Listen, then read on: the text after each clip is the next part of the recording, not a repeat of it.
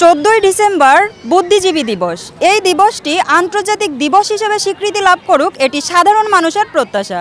রায়ের বাজার স্মৃতিসৌধ প্রাঙ্গণ থেকে Sabrina Sweety, Master Media Television, Dhaka.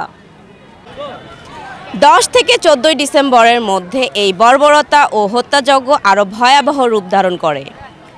শহীদদের স্মৃতিকে ধরে রাখতে এই বুদ্ধিজীবী স্মৃতিসৌধ নির্মাণ করা হয়, যা রায়ের বাজার বুদ্ধিজীবী স্মৃতিসৌধ নামে পরিচিত। রায়ের বাজার প্রাঙ্গণ থেকে মাহমুদা আনায়া পলি, মাস্টার মিডিয়া টিভি, ঢাকা।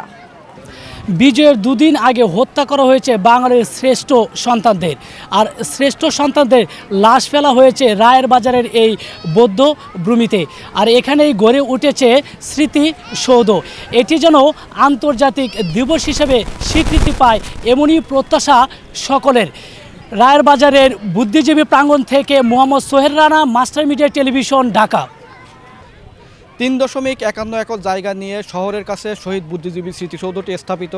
এখানে দর্শনার্থীদের প্রত্যেকদিন উপচে পড়া ভিড় থাকে, কিন্তু ইদানিংকালে দেখা যায় যে পরিবার পরিজন নিয়ে অনেকেই এখানে বেড়াতে আসেন, কিন্তু বকেটের উৎপাতে তারা বিভিন্ন আতঙ্কের সৃষ্টি হন বলে স্থানীয়রা জানিয়েছেন।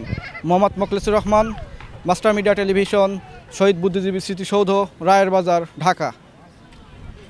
এই সে বদ্ধভূমি যেখানে জাতির শ্রেষ্ঠ সন্তানদের নির্মমভাবে 1971 সালে বিজয়ের ঠিক 48 ঘন্টা পরে হত্যা করা হয়েছিল। সেই বদ্ধভূমি থেকে তাদের প্রতি শ্রদ্ধা রেখে আন্তর্জাতিকভাবে যেন এই দিবসকে পালন করা হয় 14ই ডিসেম্বরকে, সেই কামনা করছি। বদ্ধভূমি প্রাঙ্গণ থেকে Shafi Afrin Sumi, Master Media Television, Dhaka.